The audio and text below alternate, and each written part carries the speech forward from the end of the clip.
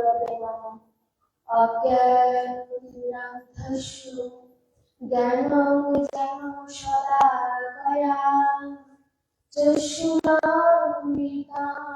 येन तस्मै श्रीगुरवे नमः।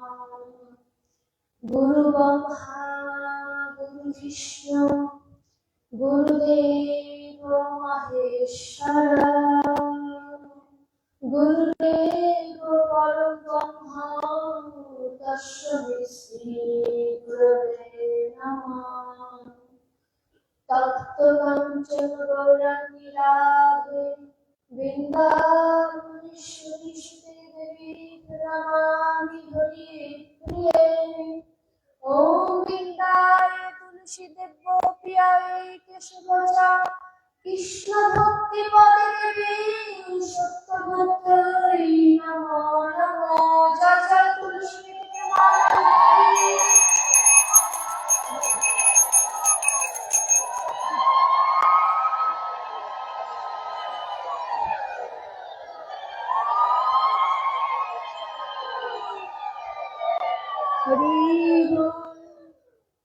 हे कृष्ण करुणा सिंधु दीनबन्धु जगत्पते गोपीश गोपिका कान्त राधाकान्त नमस्ते।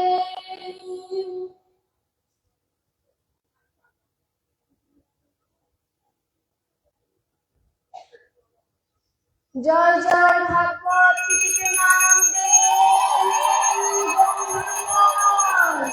हरि बोल।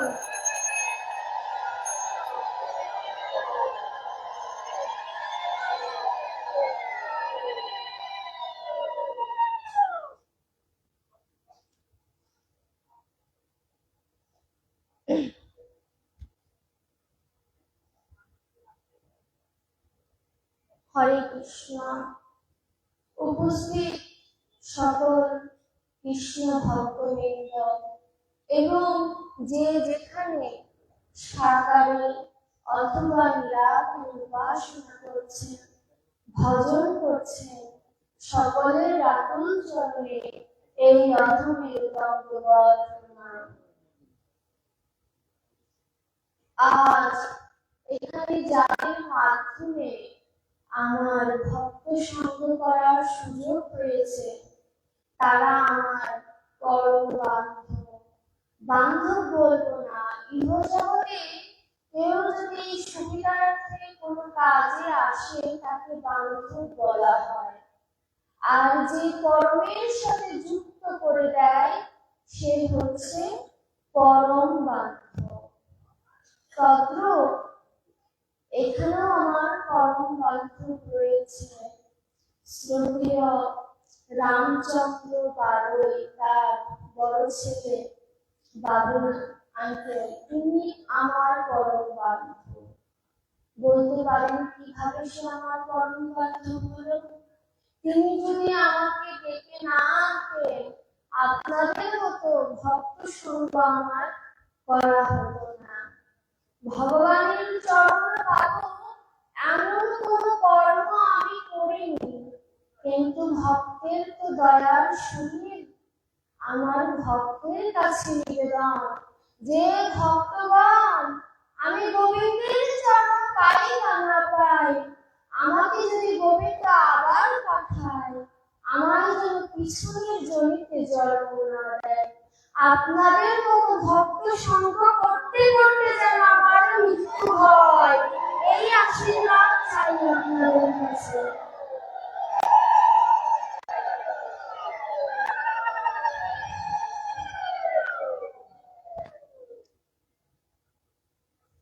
প্রথমে ভাগবত বন্দনা, তারপরে ভাগবতের কিছু লীলামৃত স্মরণ করানোর চেষ্টা করব।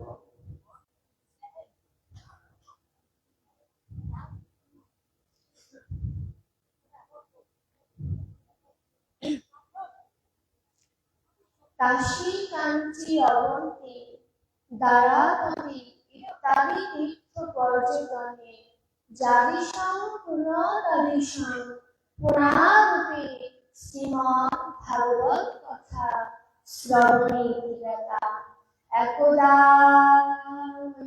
শরণ্যে গত বৈগুণ্য বিস্তৃত পুনঃ সকল জনগণ মানব ভিগুনন্দন সুতাদি ষষ্ঠী সহস্র ঋষিগণ শ্রোতা হোমহর্ষনন্দন শ্রীনন্দনন্দন চরণ প্রয়াণ পরম কারুণিক শ্রী সুতমণি বক্তা এদিকে ব্রহ্মশাপুরস্থ সদা প্রস্থ গঙ্গা তিরস্ক মহারাজ ধীরাজ পরীক্ষিত মহারাজ শ্রোতা পরমহংস চূড়ামণি রসিক ভক্তগণের মুকুটমণি শিল সুখদেব গোস্বামী চরণ বক্তা শ্রী শুকবাচ নারায়ণ নমস্কৃত্য নরং চৈব নরোত্তমং দেবীং সরস্বতী ব্যাসং ততো জয়মুদিরয়ে জয় জয় শ্রী চৈতন্য জয় নিত্যানন্দ জয় অদ্বৈত চন্দ্র জয় জয় গৌর ভক্তবৃন্দ জয় বিশ্বনাথ ভক্ত রঘুনাথ শ্রীজীব গোপাল ভক্ত দাস রঘুনাথ এই ছয় গোসাইয়ের করি চরণ বন্ধন যাহা হইতে বিঘ্ননাশ সবিষ্ট পুরাণ শ্রী শ্রী নিতাই গৌর শ্রীবাস গদাধর শ্রী পঞ্চতত্ত্বময় শ্রী হরি পুরুষ সুন্দর শ্রী শান্তি পুরনাথায় নমঃ শ্রী নিত্যানন্দ চন্দ্রায় নমঃ ওম নমো ভগবতে বাসুদেবায় ভগবতে বাসুদেবাস্য ব্যঙ্গময় মূর্তি স্বরূপায় শ্রী ভাগবত গ্রন্থ পুরুষায় নমঃ ব্রাহ্মণেভ্যো নমঃ সচিবেভ্যো নমঃ ভাতৃগণেভ্যো নমঃ বৈষ্ণবেভ্যো নমো নমঃ।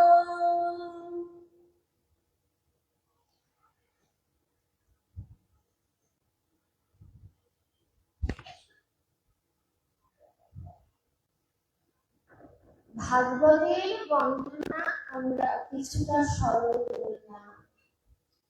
ভাগবতে প্রবেশ করার পূর্বে জানা প্রয়োজন ভাগবত শব্দের অর্থ কি।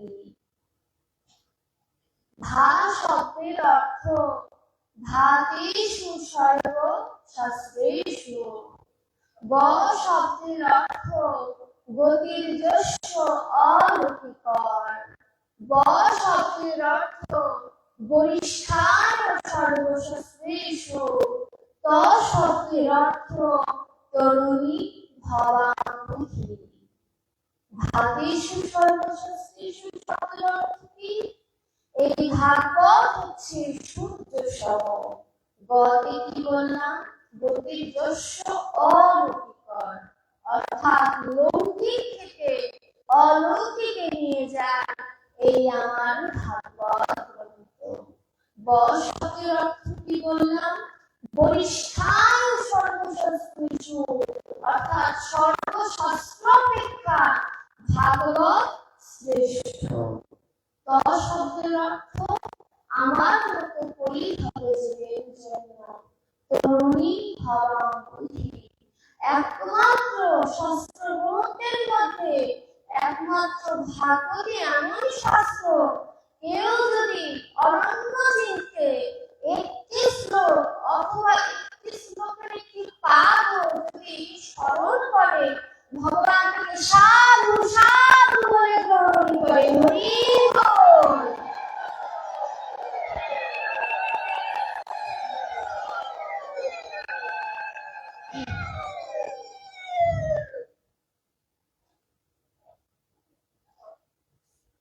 ভাগবত শব্দের অর্থ জানলাম। এবার ভাগবত অধ্যয়ন করতে গেলে কি প্রয়োজন? ভক্তি প্রয়োজন। আমরা সবাই বলি ভক্তির দ্বারা ভগবানকে পাওয়া সম্ভব। তাহলে জানা প্রয়োজন ভক্তি কয় প্রকার। ভক্তি হচ্ছে দুই প্রকার, একটি হচ্ছে বৈদিক ভক্তি, আরেকটি হচ্ছে রাগ ভক্তি। বৈদিক ভক্তি হচ্ছে বিধিময়, আর রাগ ভক্তি হচ্ছে ভাবময়। বিধিময় যেমন আমি ইহজগতে যা অধ্যয়ন করে ভগবানের পূজা অর্চনা করি, যে সাধনার দ্বারা ভগবানকে ডাকি মন্ত্রের দ্বারা, সেটি হচ্ছে বৈদিক ভক্তি। আর রাগ ভক্তির আরেকটি নাম হচ্ছে প্রেম ভক্তি। যে ভক্তির দ্বারা ডাকলে ভগবানের কাছে কোনো মন্ত্রের প্রয়োজন হয় না, কোনো ফুলের প্রয়োজন হয় না, একমাত্র চোখের জলই ভগবানের কাছে শ্রেষ্ঠ সম্পদ। সেটি হচ্ছে বৈদিক ভক্তির থেকেও অনেক শ্রেষ্ঠ রাগ ভক্তি। বৈদিক ভক্তির প্রয়োজন হচ্ছে প্রেমানন্দ, আর রাগ ভক্তির প্রয়োজন হচ্ছে কৃষ্ণ সেবানন্দ। কৃষ্ণ প্রেমানন্দে কি? যে ভগবানকে আমি ফুল বেলপাতা দিয়ে পূজা দিলাম, তখন আমার ভয় থাকে যে কোনো ত্রুটি হলো না তো। আমরা কিন্তু যে কোনো পূজার ক্ষেত্রে ব্রাহ্মণ দেখবেন ক্ষমা চায় কারণে ধরে, গৃহকর্তা হয়ে ক্ষমা চায় যে কোনো ভুল ত্রুটি থাকে ক্ষমা সুন্দর দৃষ্টিতে দেখো। আর রাগ ভক্তি হচ্ছে কৃষ্ণ সেবানন্দ, অর্থাৎ কৃষ্ণের সেবা করাই তার মুখ্য উদ্দেশ্য। কৃষ্ণকে সে শাসন করতে পারে, কৃষ্ণকে সে ভালোবাসতে পারে। আমরা জানি না যশ শাস্তি, যেমন যশোদা মা যদি জানতেন ভগবান, তাহলে কি তার বাৎসল্য রস থাকতো? ভগবান বাৎসল্য রস আস্বাদন করতে পারত না। এর জন্য দেখুন মথুরায় দেবকী ভগবান শ্রীকৃষ্ণকে প্রণাম করে, আর বৃন্দাবনে যশোদা মা এই একই কৃষ্ণকে দড়ি দিয়ে বেঁধে রাখে। কেন? পার্থক্য একটি, কারণ যশোদা মা তার গোপালকে তার ছেলে রূপে জানে, আর দেবকী তাকে ভগবানকে দর্শন করেছে, এর জন্য তার মধ্যে বাৎসল্য রস কিন্তু নেই। তাই বৈদিক ভক্তি অপেক্ষা রাগ ভক্তি অথবা প্রেম ভক্তি সর্বাপেক্ষা শ্রেষ্ঠ। এর জন্য জগৎজিৎকে গৌরাঙ্গ মহাপ্রভু বলেছে যে তোমার জ্ঞানের প্রয়োজন নেই, তুমি কৃষ্ণ জ্ঞানে জ্ঞানান্বিত হও, তাহলে সর্বশিক্ষায় শিক্ষিত হতে পারবে। এটি হচ্ছে ভগবানের শিক্ষা। এবারে প্রেম ভক্তি আমি পাবো কোথা থেকে? ভাগবত পড়তে ভক্তির প্রয়োজন। এখন এই ভক্তি কি তা জানলাম, কিন্তু ভক্তি আমি পাবো কোথায়? শাস্ত্র উল্লেখ আছে যে রানী ভক্তি স্বরূপিণী, তার কাছে ভক্তি ধন গচ্ছিত আছে। এখন এই ভক্তি ধন আমাদেরকে কে এনে দিল? স্বয়ং গৌরাঙ্গ মহাপ্রভু এনে দিল। তার একটি পদে লেখা আছে, আমাকে ব্রজ প্রেম কখনো দিতে নারে, অর্থাৎ তিনি ছাড়া ব্রজ প্রেম কেউ দিতে পারবে না। এর জন্য গৌরাঙ্গ মহাপ্রভু নিজে এসেছেন, রাধা ভাবকান্তি নিয়ে এসেছেন, ভক্ত স্বভাব ভিতরে নিয়ে এসেছেন। তিনি চিন্তা করলেন প্রতি যুগে আমি ভক্তকে পরীক্ষা করি, ভক্ত তবুও আমাকে ছাড়ে না, আমি একবার নিজে ভক্ত স্বভাব ধরে দেখি যে ভক্ত আমার মধ্যে কি এমন পেয়েছে যে যত দুঃখ কষ্টই আমি তাকে নেই, ভক্ত আমার নাম ভোলে না। এর জন্য গৌরাঙ্গ মহাপ্রভু স্বয়ং নিজে এসেছে ভাবমূলক প্রেম আস্বাদন করবেন বলে। শ্রীলাসুকে মুক্তি আছে কৃষ্ণাদৈন কোপালকাশতে প্রেমতর ভক্তি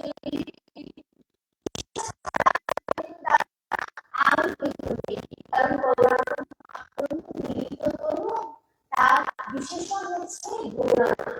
তিনি গোবিন্দের গো, রাধার রা, দুয়ের মিলে তিনি গোরা। তিনি যে ভজনেরও গোরা। এর জন্য লীলাসুখে মুক্তিতে বললেন কৃষ্ণ ছাড়া ব্রজ প্রেম অন্য দিতে নারে।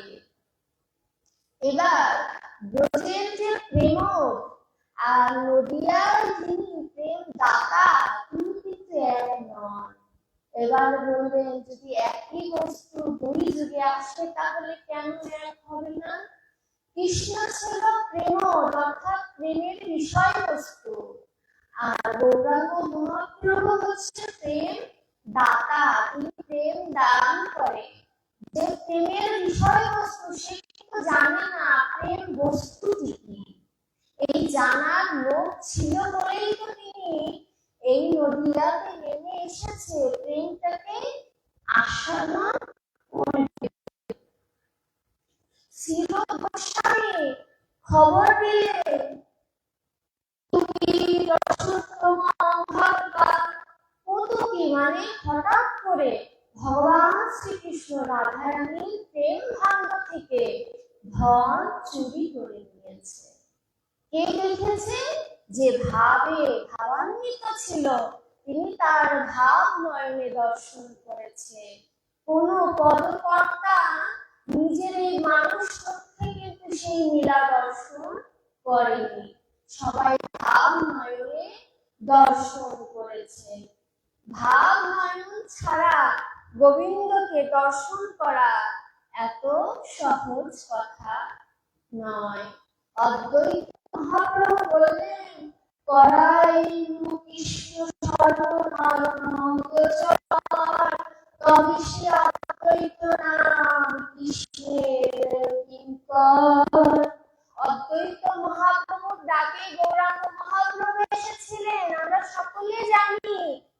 তিনি বলেছিল যে তুমি আসো, তোমার আসার সময় হয়েছে, তাই তিনি এসেছিলেন। এর কারণে আমরা অদ্বৈত মহাপ্রভুর কাছে ঋণী। অদ্বৈত মহাপ্রভু যদি না ডাকতেন প্রভু হয়তো আরো দেরিতে এই ধরাধামে আসতেন। ভক্তের ডাক এত করুণ যে ভগবান আসতে বাধ্য হয়।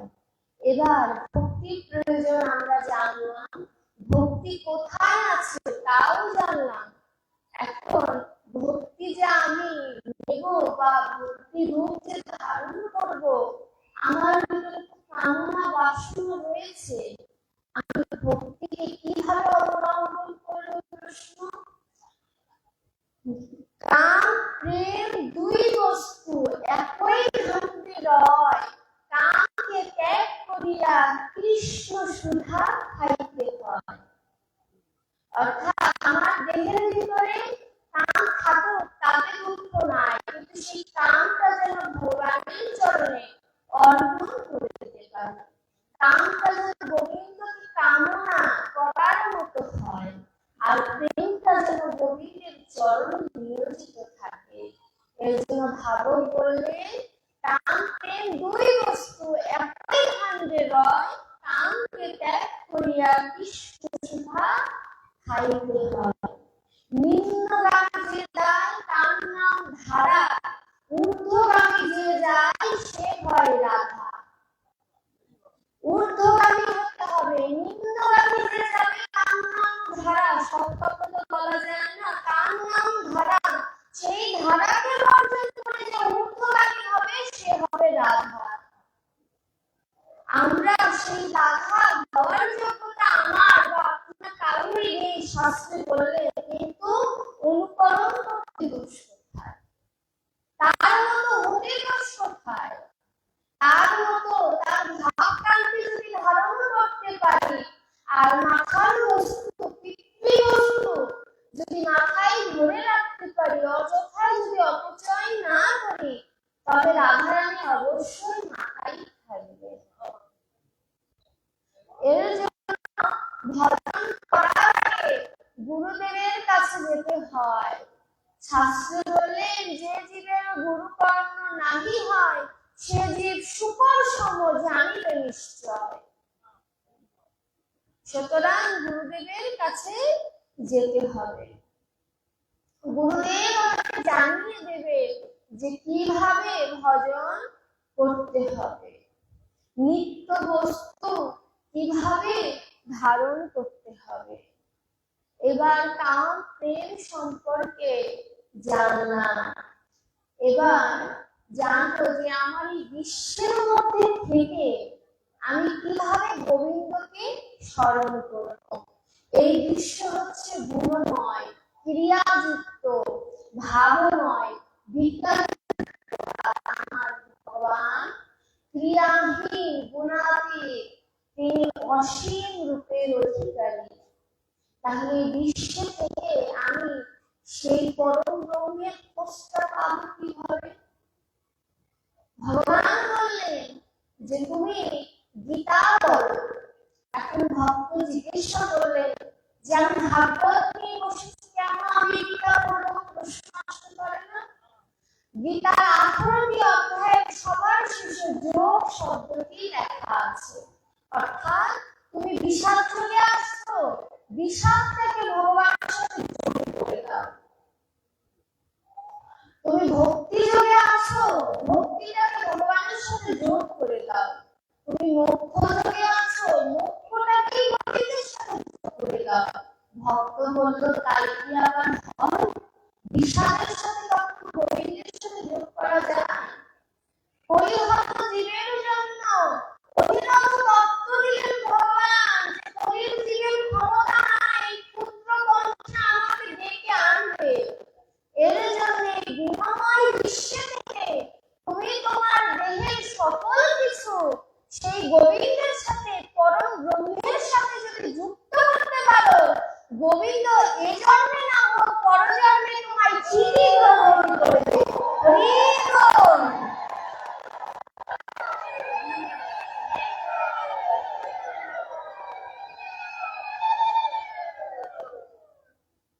এখন বলতে পারেন যে ভগবান আশ্বাস দিয়েছে, কিন্তু আমি তো ঘূর্ণি পাখির মতো ঘুরছি, আমার গতিটা হবে কি?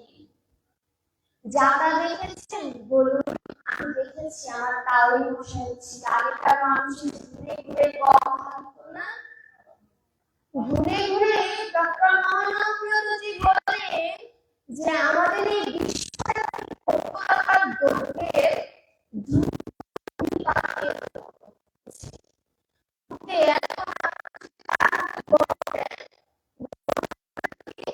একদম কিন্তু ওই জায়গার সাথে একটা গম থাকে, সেই গম কিন্তু ওই গোলাকার সেই জায়গা জিজ্ঞাসা করছে যে গম তুমি উত্তর দিল, দৃষ্টিতে দেখুন চোখটা বন্ধ করে সেই গম উত্তর দিল যে গোলাকার জল যখন ঘুরছিল তখন আমি ধীরে ধীরে সেই গর্ভের কাছে গিয়ে আশ্রয় নিয়েছি। এর জন্য আমি আর ভাবিনি। জীবকে শিক্ষা দিল যে পৃথিবী ঘূর্ণায়মান, পৃথিবী নিজের সময় অনুযায়ী ঘুরবে। তুমি সেই মাঝখানের যে দণ্ড অর্থাৎ ভগবান শ্রীকৃষ্ণের চরণ ধরে বলো, হে গোবিন্দ তুমি ছাড়া আমার আর কেহ নাই, তুমি আমার পরম বান্ধব। দেখবে ওই গমের মতো সবাই ভেঙে গেলেও যে গমগুলো আস্ত রয়েছে সেই গমটুকিতে ধরে তত্র আমরা একদিন না একদিন সেই গমটুকে মজবুত করে ধরলে গোবিন্দের চরণ পাবই পাব। দেখুন ভগবান কত করুণার সিন্ধু। এবার সবকিছু জানলাম, এবার প্রশ্ন যে ভগবান কেন দুজনকে একসাথে হয়ে পৃথিবীতে আসলেন?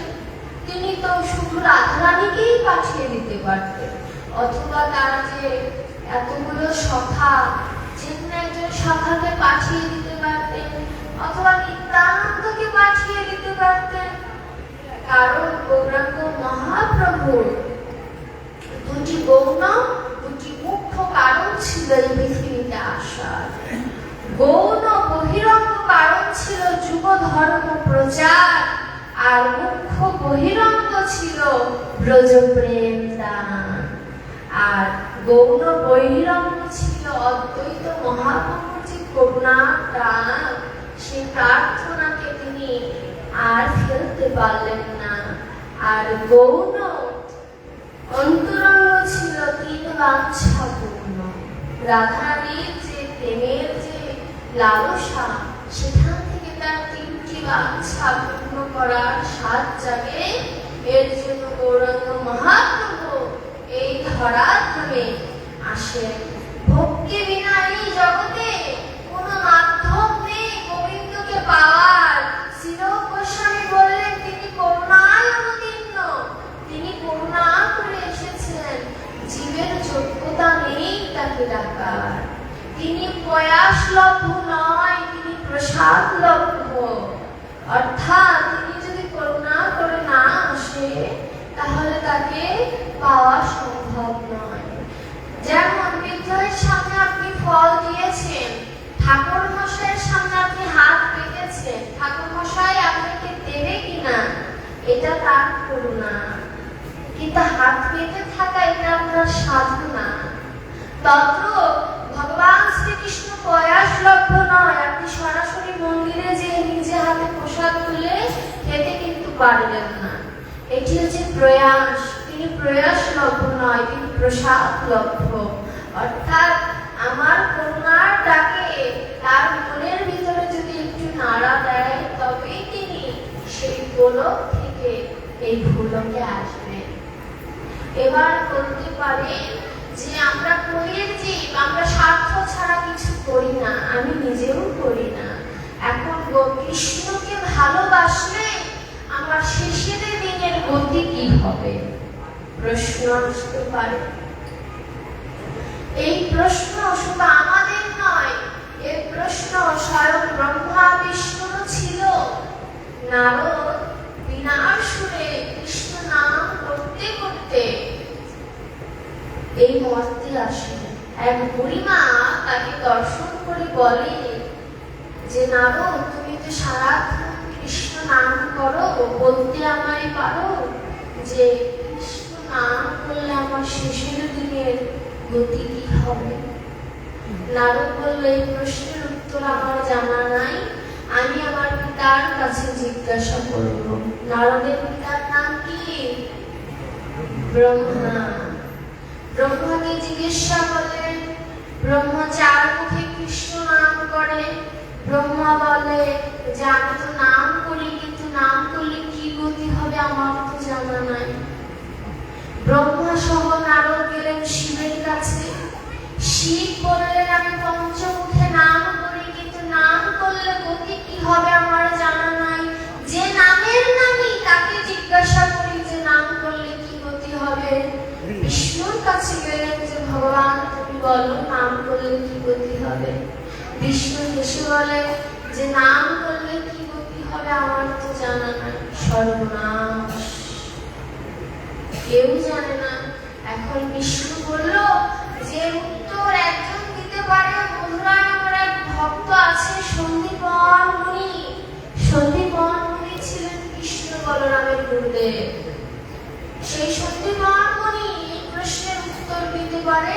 তোমরা মধুরায় যাও। ঠিক আছে, নারদ সহ ব্রহ্মা বিষ্ণু শিব চারজন মিলে সন্দীপন মুনির কাছে গেলেন। সন্দীপন মুনি ছিলেন সারাদিন ভিক্ষা করে, তিনি গোবিন্দের সেবা লাগাতেন। সেবা লাগিয়ে তারপরে অতিথি সেবা দিতেন। অতিথি সেবার পরে যা অবশিষ্ট থাকতো তিনি সেবা নিতেন। আমরা যদি কৃষ্ণকে ভালোবাসি তাহলে কৃষ্ণের কাছে কি চাই? যদি শুদ্ধ ভক্ত যদি হয়ে থাকে তাও তবু তার চাওয়া থাকবে গোবিন্দ তোমার চরণ যেন পান। আর এই সন্ধিপান উনি ব্রহ্ম মুহূর্তে অর্থাৎ সূর্য উদয়ের আগে তিনি গঙ্গা স্নান করে তিনি তার ঘরের যে চৌকাঠ সেই চৌকাঠে বসে কাঁদতো আর কি বলতো জানে? হে ভগবান, আমি এমন কোনো কর্ম করিনি যে তুমি আমার ঘরে আসবে, কিন্তু আমি শুনেছি অতিথি নাকি নারায়ণ হয়। আমার তোমার প্রয়োজন নাই গোবিন্দ, আমার ঘরে তুমি অতিথি পাঠিও প্রতিদিন। সেই চৌকাঠে বসে সন্দীপন মুনি কান্না করত আর ভগবানের নাম জপ করত যে হে গোবিন্দ, আজকে যদি অতিথি না আসে আমি অনাহারে দিন যাব, নিজেও খাবো না, তোমায়ও খেতে দেব না। সন্দীপন মুনি এমন করে কান্না দেখে ভগবান বিষ্ণু 7 জায়গায় যোগে পরীক্ষা করবে। সন্দীপন মুনির কাছে তারা 4 জন ছদ্মবেশী গেলেন। সন্দীপন মুনি তো মহা আনন্দে আনন্দিত যে আমার গৃহে 4 জন বৈষ্ণব এসেছে। এবার বৈষ্ণবকে সেবা দেওয়ার মতো চাল ডাল তাদের ঘরে আছে, কিন্তু ভক্তকে পরীক্ষা করবে বলে অন্নপূর্ণা দেবীকে স্মরণ করলেন। অন্নপূর্ণা দেবী যোগমায়ার বলে ঘরের যা সবজি ছিল, যা অন্ন ছিল সব হরণ করে দিলেন। ঘরে যেয়ে দেখে যে কোনো সবজি নেই, কোনো অন্ন নেই, এবার বৈষ্ণবকে সেবা কি দেবে? সন্দীপন মুনি কান্না করছে, এদিকে বিষ্ণু সহ্য করতে না পেরে সন্দীপন মুনিকে বলল, তোমার ভয় নেই, আমরা ঘরে আছি, তুমি ভিক্ষা করে আসো। সন্দীপন মুনি চিন্তা করলো, ভিক্ষায় যদি আমি যাই বৈষ্ণবরা তো একা একা বসে বিরক্ত হবেন। আমার ছেলেকে, তার ছেলের নাম ছিল বটু, সেই বটুকে তিনি অন্ন ভিক্ষার জন্য বা তন্দুর ভিক্ষার জন্য পাঠালেন। কিন্তু পাঠালে কি হবে? ভগবান শ্রীকৃষ্ণের যে মূল অবতার বিষ্ণু, তিনি চতুরের শিরোমণি, তিনি নিজের ভিতর থেকে একটি বটু সৃষ্টি করলেন। সেই বটু আসল বটুর আগে সম্পূর্ণ গ্রাম ভিক্ষা করে নিয়েছে। বাবা, এক ভিখারি যদি 2 বার যায় কেউ কি তাদের ভিক্ষা দেয়? কিন্তু একমাত্র আমার গোবিন্দ এমন দয়ালু যে আমার মতো পাপিষ্ঠ যদি 100 বারও যায় ভগবান তাকে গ্রহণ করে। ভগবান এত করুণার সিন্ধু, এমন কোনো কর্ম করিনি প্রভু যে বৈষ্ণব সেবা করার মতো সৌভাগ্য হবে। বটু কেটে কেটে বলছে 5 বছরের শিশু। এই মর্মান্তিক ঘটনা দেখে পদকর্তা পর্যন্ত কেটে বলেছে, হায় হায়, জন্ম আমার বৃথা যায়, কি করিলাম ভবে এসে। কথা দিয়েছিলাম কি আর কথা রাখলামই বাকি।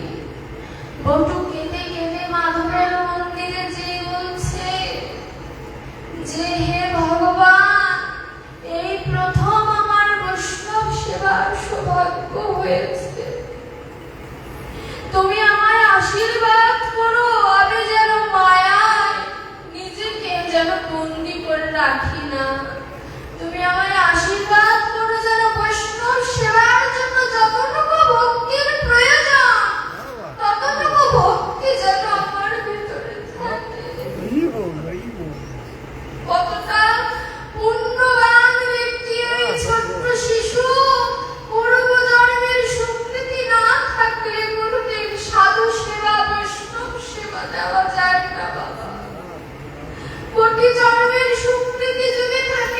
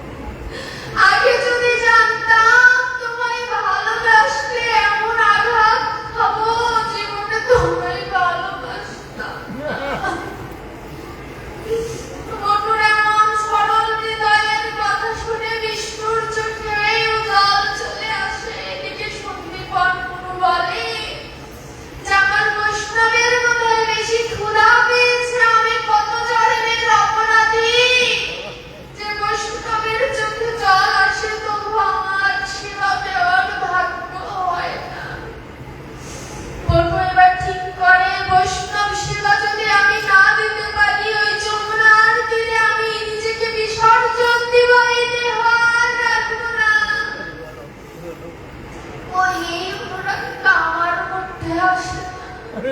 আমি তো বলতে পারি না গোবিন্দ ভজন যদি আমার না হয় বাবা আমি এই দেহ রাখব না। এই কথা তো আমার মুখে আসে না বাবা।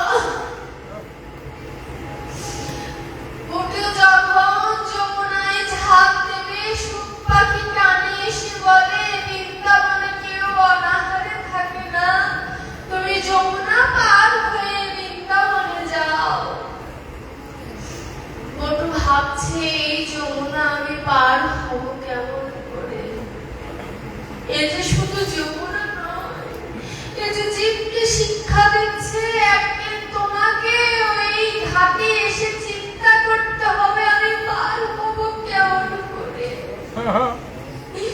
বটু বিশ্বাস করতে ভগবান কৃষ্ণকে যে আমি যদি গোবিন্দকে একদিনের জন্য যদি ভালোবেসে থাকি গোবিন্দ স্বয়ং আমায় পার করে নিয়ে যাবে। সরল হৃদয়ের ভক্তি যদি কারোর ভিতরে থাকে গোবিন্দ তাকে সত্যি সত্যি পার করে নিয়ে যায়। কিন্তু আমার মতো হতভাগা জীব আর কেউ নাই। নিজে ভাগবত শ্রবণ করি স্মরণ করাই কই আমার মধ্যে তো এমন ভক্তি আসে না বাবা। বটু চোখ বন্ধ করে যমুনায় আস্তে আস্তে গুটি গুটি করে পা দিয়ে যমুনায় মিশে যাচ্ছে। যমুনার ভাব তরঙ্গ দেখে পদকর্তা বললেন যমুনার কি সৌভাগ্য ভক্তের চরণ তিনি বক্ষে ধরে। হে গোবিন্দ আমায় এরপরে যমুনার জলে সেই সূক্ষ্ম কণা বানিয়ে পাঠিও, আমি যেন ভক্তের চরণ একটু স্পর্শ করতে পারি। বটু যমুনা পার হয়ে যখন তীরে এসেছে চোখ খুলে দেখে যে তিনি যমুনা পার হয়ে গেছে। পূর্ণমাসীর কাছ থেকে তিনি ভিক্ষা নেন। বিষ্ণু বলছে এখনো আমার পরীক্ষা সম্পূর্ণ হয়নি। দেখুন কৃষ্ণকে ভালোবাসলে শেষের দিনের গতি কি হয় তার পরীক্ষা দেখুন। পৌর্ণমাসীর তন্দুল নিয়ে যখন আবারও যমুনায় নেমেছে ভগবানের একটি অবতার হচ্ছে কচ্ছপ। কচ্ছপের রূপ ধরে তিনি যমুনার নিচে ছিলেন। কচ্ছপের উপরটা যেমন পিচ্ছিল, জীবকে শিক্ষা দিল মায়ার আবরণটা কেমন পিচ্ছিল। যদি আমাকে এক মুহূর্তের জন্য যদি ভুলে যাও এই যমুনার জলে অর্থাৎ ভবপারের জলে তুমি ডুবে যাবে, আর কোনোদিন পার হওয়া হবে না। বটু ছোট মানুষ তো কচ্ছপের পায়ে যখন দেহের উপরে যখন পা দিয়েছে পিছলে পড়ে গেছে। জীবকে শিক্ষা দেওয়ার জন্য যা কৌতূহল ছিল যা অন্ন ছিল সব যমুনার জলে যখন ভেসে যায় বটু হাহাকার করে। এ যেন জীবের দশা। জীব যখন সব হারিয়ে ফেলে তখন ভগবানের জন্য কাঁদে যে হায় হায় জীবনে আমি কি করলাম, আমি তো এখন নিরুপায়, সবকিছু হারিয়ে ফেললাম। বটু কেঁদে কেঁদে তীরে যখন আসে এদিকে বিষ্ণু সন্দীপন মুনিকে পাঠিয়ে দিল যে যাও দেখে আসো তোমার ছেলে কোথায় যমুনার কুলিনে খেলা করছে, অন্ন ভিক্ষায় যাই।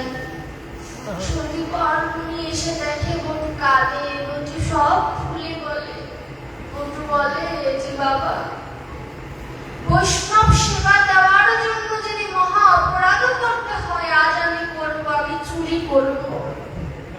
বটুর কথা শুনে বাবা বলে যে চুরি করা তো মহাপাপ। বটু বলে আমার জন্য তো চুরি করবো না, বৈষ্ণবের সেবা দিতে হবে।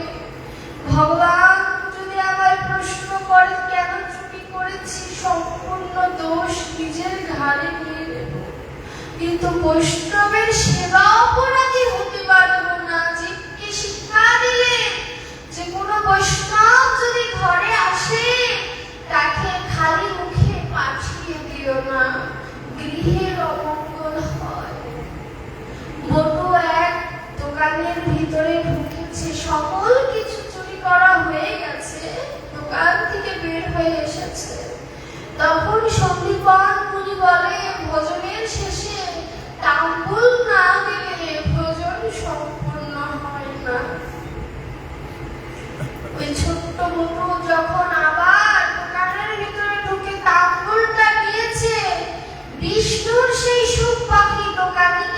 কানে বলছে, দেখে যাও চোর ঢুকেছে। দেখুন ভগবানকে ভালোবাসলে শেষের দিনের কিভাবে কি হয়। বটু টাঙ্গনটা নিয়ে অর্ধেক দেহ দোকানের বাইরে, অর্ধেক দেহ দোকানের ভিতরে, দোকানের পাটা ধরে রেখেছে। সন্দীপন মণিকে তন্দল দিয়ে বটু বলে, বাবা তুমি গৃহে যাও, আমি আসছি। বটুর সেই ঘাড়মাত্র দেহ দেখে সন্দীপন মণি বলে, বাবা তুই এত ঘামছিস কেন? তোকে ছাড়া আমি গৃহে যাব না। বটু তখন বলে, বাবা দোকানে যে আমার পা ধরে টানছে, এখনই বোধহয় আমায় দোকানের ভিতরে টেনে নিয়ে যাবে, বাবা তুমি চলে যাও। সন্দীপন মণি বলে যে তোকে যদি এখানে ছেড়ে যায় আমার কি কলঙ্ক হয়ে যাবে যে আমার ছেলে চোখ। জীবকে শিক্ষা দিল জোরে, জীব শিখে নে কার জন্য কি করছিস। সন্দীপন মণির মতো মণি বলছে যে তোকে যদি ছেড়ে যায় কালকে তো আমার কলঙ্ক হবে যে আমার ছেলে চোখ। দেখুন এই জগতের ভালোবাসাটা বাবা এমনই হয়। সন্দীপন মণির ছেলে বলছে, বাবা এই 5 বছর বয়সে আমি তো তোমার কাছে কিছু চাইনি, একটা কথা রাখবে। সন্দীপন মণি বলল, বল কি চাস তুই। সন্দীপন মণি বলল যে আমার এই মাথাটা তুমি কেটে দাও, তাহলে তো কেউ জানবে না যে আমি কার পুত্র। সন্দীপন মণি কেঁদে কেঁদে বলছে, হায় হায় শাস্ত্রে লেখা আছে 1 থেকে 5 বছর বয়সের শিশু যে কথা বলবে সে কথা মা বাবার রাখা কর্তব্য। শিশুর সেই কথা শুনে সন্দীপন মণি বলছে, হায় রে গোবিন্দ তোমায় ভালোবাসলে বোধহয় এমনই হয়। তুমি তো বলেছো যে তোমার নাম করে তুমি তার সব কিছু নাশ করে দাও, সর্বনাশ করে দাও। আজ তা প্রমাণ হলো আমার তো এই বটু ছাড়া কেউ নেই। একজন বাবা জানে তার সন্তান মৃত্যু পথে যদি থাকে বা মারা যায় কতটা কষ্ট, আর সেই পরম পিতা তিনি সকলের পিতা, তার কত কষ্ট যে আমার মতো বলি হতো জীব তাকে ভুলে দিয়ে মায়ায় আচ্ছন্ন হয়ে আছে। একবার এই মনটা ভেবে দেখে না সেই পরমের কথা যেখান থেকে এসেছে। বটুর কথা শুনে বাবা বাধ্য হয়ে বটুকে হত্যা করলেন। গৃহে যে বৈষ্ণব সেবা দেওয়ার পরে ভগবান বিষ্ণু তো জানেন কি হয়েছে। ভগবান বিষ্ণু বললেন যে আমি যমুনার তীরে যাবো হাওয়া খেতে, চলো সন্দীপন মণি তুমি চলো আমার সাথে।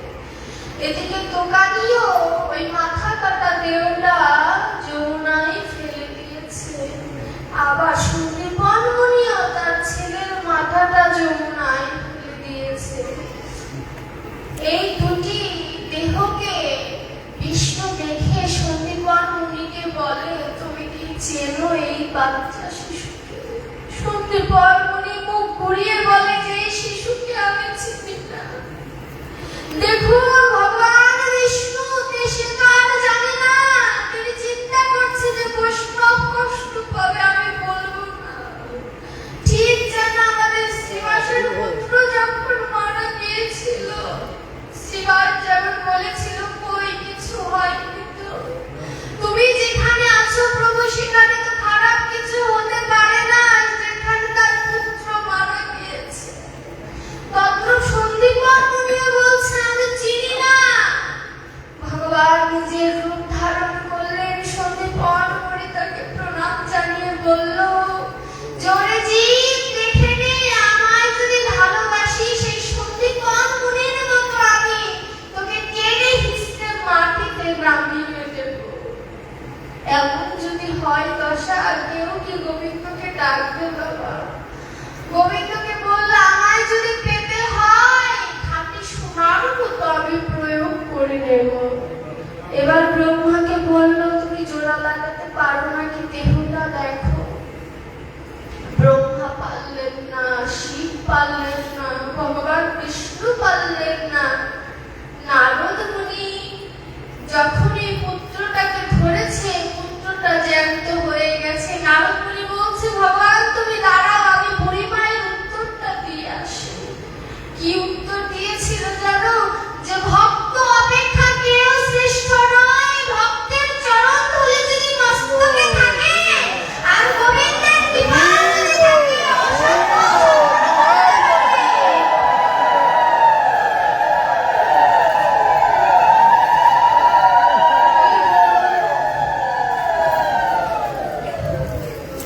ভগবানের করুণা এত অপার। ভগবানকে কেউ যদি ভালোবাসে, ভগবান তাকে ভালোবাসে। তার প্রমাণ এই সন্ধিপর মুনির মাধ্যমে আমরা জানতে পারলাম যে গোবিন্দকে ভালোবাসলে তার গতিটা কেমন হয়। ভগবান ভক্তকে ভালোবাসে, এর জন্য ভগবান ভক্তকে কষ্ট দিয়ে বোঝায় যে এই জগতে কেউ কারো নয়, সকলে আমরা অপরের জন্য কাঁদছি, কিন্তু যার জন্য কাঁদার প্রয়োজন ছিল তার জন্য কাঁদছি। ভগবানকে যদি ভালোবাসতে হয়, এবার যদি ভালোবাসতে হয়, আমি ভালোবাসবো কেমন করে? প্রশ্ন আসতে পারে না যে ভগবানকে আমি ভালোবাসবো কেমন করে? আমার ভালোবাসা তো শুদ্ধই হয় নাই, আমার বাসা তো ভালোই হয় নাই, আমি ভগবানকে ভালোবাসবো কি করে? ভগবান বললে যে তুমি শোনো, নিত্য ভগবতং শ্রীণু, নিত্য ভগবত কথা শোনো, শুনিলেই মঙ্গল। শ্রবণং মঙ্গলম শ্রীমদততম ভক্তি কীর্ণন্তে ভূরিদা জনা। শুনিলেই মঙ্গল। আজ বুঝিবে না যে হো, শুনিতে শুনিতে সে হো। অদ্ভুত চৈতন্য চরিত, বুঝিবে রসের রীতি, হইবে পরম প্রীতি। শুনিলেই মঙ্গল, বুঝবার না।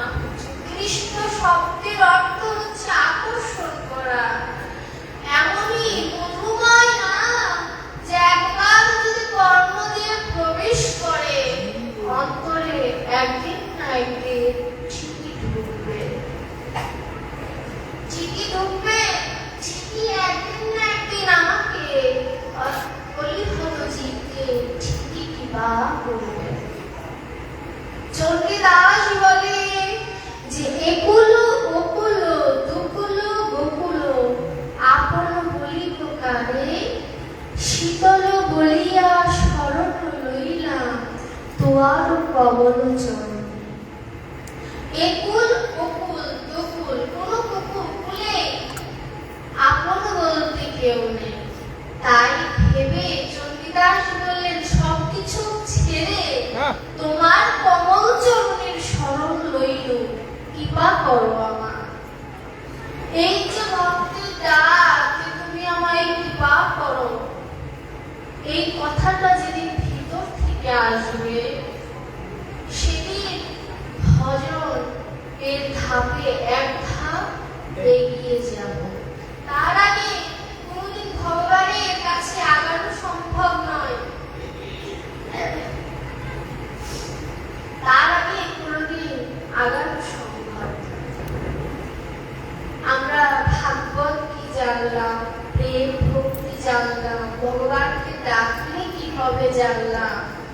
এবার যদি বলি যে আমি তো শিশু বয়সে ভগবানকে ডাকি নাই, আমার বয়স তো অনেক হয়ে গেছে, বৃদ্ধ হয়ে গেছে, এখন আমার উপায়টা কি হবে? ভাগবতের যে কোনো একটি অধ্যায় লীলা কথা স্মরণ যদি কেউ করে 10 থেকে 15 মিনিটে শেষ দেওয়া যাবে, কিন্তু এই কথাগুলো জানা প্রয়োজন। বাবা, আপনাদের কি ভালো লাগছে?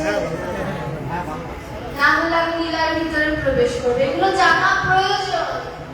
এই জিনিসগুলো আমরা পাঠকরা ঠক দিয়ে যাচ্ছি, মানে আমাদের নামের শেষে ঠক দিয়েও যাচ্ছি আমরা ঠক। আপনারা আদায় করে নেবেন আমাদের কাছ থেকে। এই ভাগবতের যে কয়েকটি অধ্যায় আছে, ওই ছোট্ট বাচ্চা যে শিশু, সেও তিনি সিরিয়াল দিয়ে মুখস্থ করে ফেলেছে যে ভগবান শ্রীকৃষ্ণ কি কি করেছে।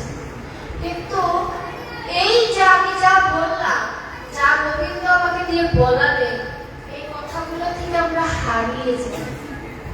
এই কথাগুলো আমাদের জানতে হবে, এই কথাগুলোকে ধারণ করতে হবে, ভগবানের কথা স্মরণ করতে হবে, আর যে বিষয় সেগুলোকে ধারণ করতে হবে। ধারণ না করলে স্মরণ করা হবে না। মোর মুখে বক্তা তুমি, তুমি হও শ্রোতা, হৃদয়ে কহাও তোমার বাণী। আমার মুখে বক্তাও ভগবান শ্রীকৃষ্ণ, আমার সামনে শ্রোতাও ভগবান শ্রীকৃষ্ণ, আমার হৃদয়ের ভিতরেও ভগবান শ্রীকৃষ্ণ। সকল কিছুই কৃষ্ণময়। সমদর্শন যেদিন হবে, গীতায় বলেছে সমদর্শন করো। কেউ যদি ভাগবত বা গীতা পড়ে, তাকে রাজর্ষি উত্তম বলা হয়। রাজর্ষির থেকে উপরে রেখেছে কেন? যে গীতা ভাগবত পড়ে তিনি হচ্ছে রাজর্ষি, অর্থাৎ তার জ্ঞান আছে। আর যে রাজর্ষি উত্তম, যিনি রাজর্ষির থেকেও বড়, তার ভিতরে ভগবত এবং গীতার যে জ্ঞান তিনি স্মরণ করতে পেরেছেন, তিনি হচ্ছে রাজর্ষি উত্তম। ডক্টর মহানাথজি বললেন। এবার প্রশ্ন আসতে পারে যে ভগবান শ্রীকৃষ্ণকে যে বললাম আমার বয়স হয়ে গেছে, ভগবান বললেন যা যাওয়ার তো গেছেই চলে, খেদ করিস না। আর তা বলে যা আছে জীবনের যতটুকু সময় আছে তাই দিয়ে গোবিন্দকে স্মরণ করুন, অপরাধ ক্ষমা করবেন, একটু জল সেবা নিয়ে।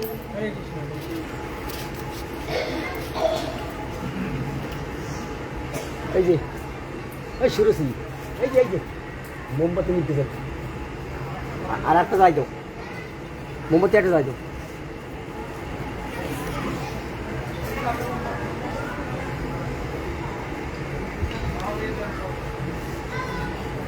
দিয়ে দাও দিয়ে দাও বাবা।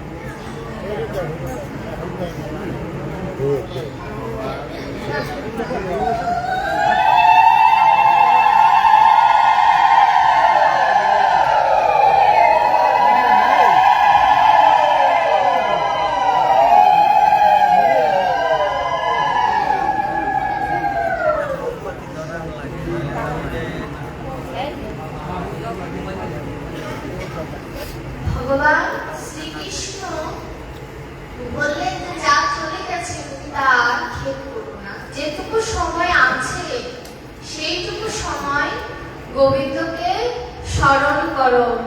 গোবিন্দকে স্মরণ করলে তোমার যা চলে গেছে সেটুকু তুমি পূর্ণ না করতে পারলেও, ভগবানকে না পেলেও, তোমার পেছনের ফুলে আর জন্ম হবে না।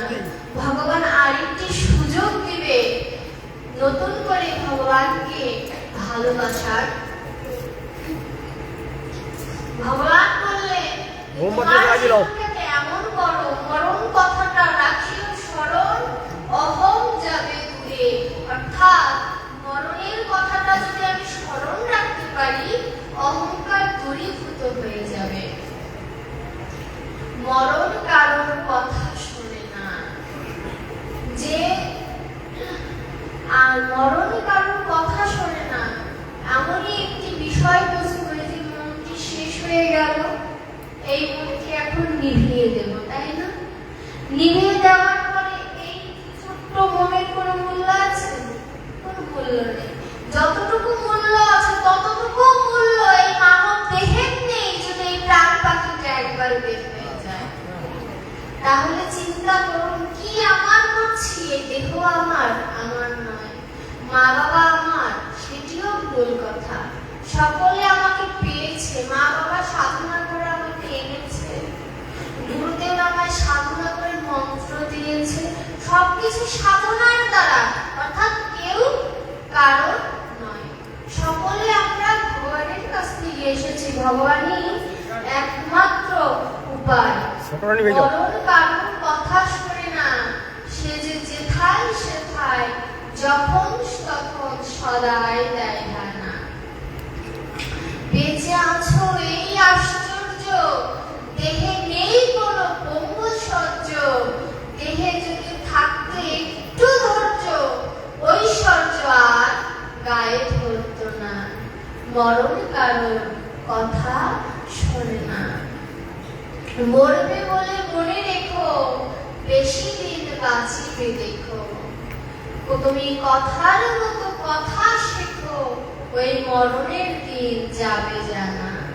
ভাবা পাগলার সত্য বচন একবার যদি ধারণ করতে পারো, তাহলে এই যে মরণ কখন আসবে, এই মরণ কবে আসবে এটি জানা যাবে। দেখুন, যারা সাধু থাকে তারা কিন্তু জানতে পারে যে তারা কবে দেহ ত্যাগ করবে। এটি হচ্ছে তাদের যোগ বল, তাদের যোগ সাধনা। তাহলে বলতে পারে যে তারা জানলো কি করে? জীবনটাকে বানাতে হবে লাইটের মতো। কেন বললাম লাইটের মতো? এই যে লাইটও চলছে, ফ্যানও চলছে, তাই না? দুটি বৈদ্যুতিক তারের মাধ্যমে চলছে। সুইচও আছে, লাইটেরও আছে, ফ্যানেরও আছে। একজন ফ্যানের সুইচ বন্ধ করবে, একজন লাইটের সুইচ বন্ধ করবে।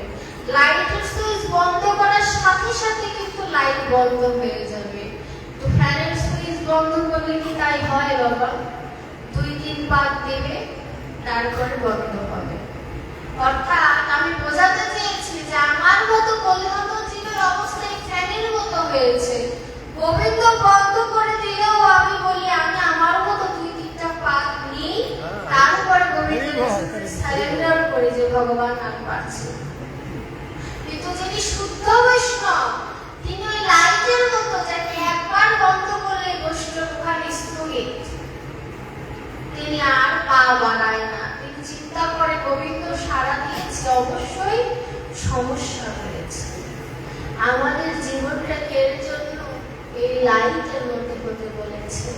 এই লাইটের আলোয় আমি ভাগবত আপনাদের স্মরণ করাচ্ছি। এই লাইটের আলোয় কোনো চোর কোনো দোকানে চুরি করছে, তাহলে দোষ কার? আমার দোষ। আমার ভিতরে আত্মার দোষ তিনি আমাদের করাচ্ছে। আমাদের আত্মাটা ওই লাইটের আলোর মতো, তিনি সাক্ষী স্বরূপ আমার ভিতরে রয়েছে। বেদে বলেছে 10 আঙ্গুল পরিমাণ জায়গা নিয়ে ভগবান আমাদের হৃদয়ে থাকেন, কিন্তু তিনি সাক্ষী স্বরূপ রয়েছে। সবকিছু আমাদের উপরে দায়িত্ব দিয়ে তিনি রয়েছেন এই কারণে, যাতে শ্বাস প্রশ্বাসটা চলে। ভগবান আমাদের ভালো কর্মে উৎসাহিত করে না, খারাপ কর্মে উৎসাহিত করে না। কিন্তু হ্যাঁ, এই তুলসীর মালা যেদিন থেকে কোনো ভক্ত ধারণ করবে, সেদিন থেকে ভগবান তাকে খারাপ কিছু করতে গেলে অবশ্যই নাড়া দেবে। কিন্তু আমাদের ভিতরে এরকম একটা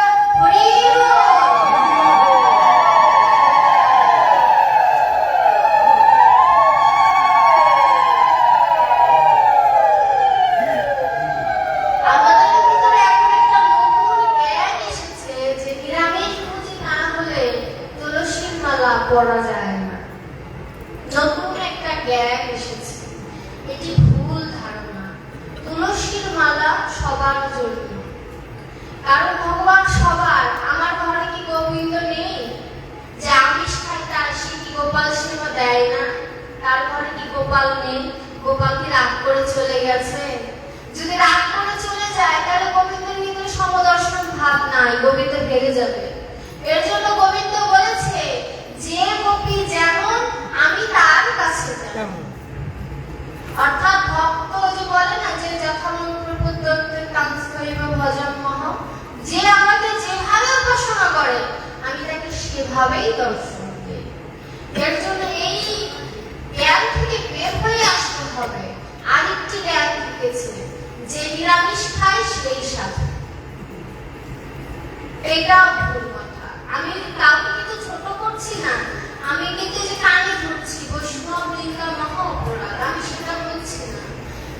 এই নিরামিষ খাওয়াটা সর্ব উপরের স্তর, অর্থাৎ প্রথমে ওই যে প্রাইমারি স্কুল পার করার পরে হাই স্কুলে যেতে হয়, তারপরে কলেজে যেতে হয়, তারপরে ভার্সিটিতে যেতে হয়। এই ভার্সিটি হচ্ছে, ভার্সিটি বললেও ভুল হবে, ভার্সিটি কমপ্লিট করে মাস্টার্স কমপ্লিট করতে হয়। মাস্টার্স হচ্ছে নিরামিষ ভোজী। প্রথম স্তরটা হচ্ছে নিজের দেহ শুদ্ধি, দ্বিতীয় স্তর হচ্ছে মুখ শুদ্ধি। সত্যই পরম ধীমহি, সত্যই পরম ধর্ম। আমি সাধু কিন্তু নিরামিষ খাচ্ছি, কিন্তু আমার চোখ ঠিক নাই, বদন ঠিক নাই, আচরণ ঠিক নাই, সে কিন্তু বাবা নিরামিষ খেয়েও পাপ। সে সাধুকে অপমান করছে, কারণ সাধু বেশ ধারণ করেছে, এজন্য সে সাধুকে অপমান করছে। অর্থাৎ আমার দেহ শুদ্ধি করতে হবে, মুখ শুদ্ধি করতে হবে, আমার চোখ শুদ্ধি করতে হবে, কান শুদ্ধি করতে হবে। সকল কিছু যখন আমার পূর্ণাঙ্গ দেহ শুদ্ধ হয়ে যাবে, তখন আমাকে শাস্ত্র গ্রন্থ পাঠ করতে হবে, গোবিন্দকে জানতে হবে। এই সবগুলো ধাপ যখন কমপ্লিট হবে, যখন ভার্সিটি কমপ্লিট হবে, অনার্স কমপ্লিট হবে, তখন আপনি নিরামিষ ভোজী হতে পারেন। নিরামিষ ভোজী হয়ে ভজন করা না, ভজন আগে মজ, তারপরে ভজ, আগে বসতে হবে, তারপরে ভজন করতে হবে। এর জন্য এই জিনিসগুলো থেকে বের হয়ে আসতে হবে যে নিরামিষ খাচ্ছে, তাকে আমি প্রণাম করি, তিনি আমার প্রণাম গ্রহণ করুন। কিন্তু আমাদের ভিতরে এই জ্ঞান থেকে বের হয়ে আসতে হবে যে নিরামিষ খায় সেই সাধু। এই কথাটা ভুল। যারা কালীকে উপাসনা করেন তারা কিন্তু মাছ মাংস খায়, আপনারা জানেন কিনা আমি জানি না। মাছ মাংস খায়, তারা কি বড় মাপের নয়? তারাও কিন্তু বড় মাপের। তাদের কাছে মূল মাধ্যমটা থাকে মুখ, বদন, বচন, তাদের কথাগুলোকে তারা সত্যি পরিণত করেছে। আজকালকার যুগের সাধুরাও মিথ্যা কথা বলে না বাবা, কেউ স্বীকার না করলেও আমি জানি, সবাই বলছে। এর জন্য আমি আগেই বলেছি, আমি বৈষ্ণবকে অপমান করছি না। ইউটিউব দাদারা এগুলো কেটে কিন্তু ছাড়বেন না, এটা আমার অনুরোধ, কেটে ছাড়বেন না, সম্পূর্ণ কথাটা ছাড়বেন, না হলে আমাকে বৈষ্ণবরা আবার আমাকে অপরাধী বানিয়ে দেবে।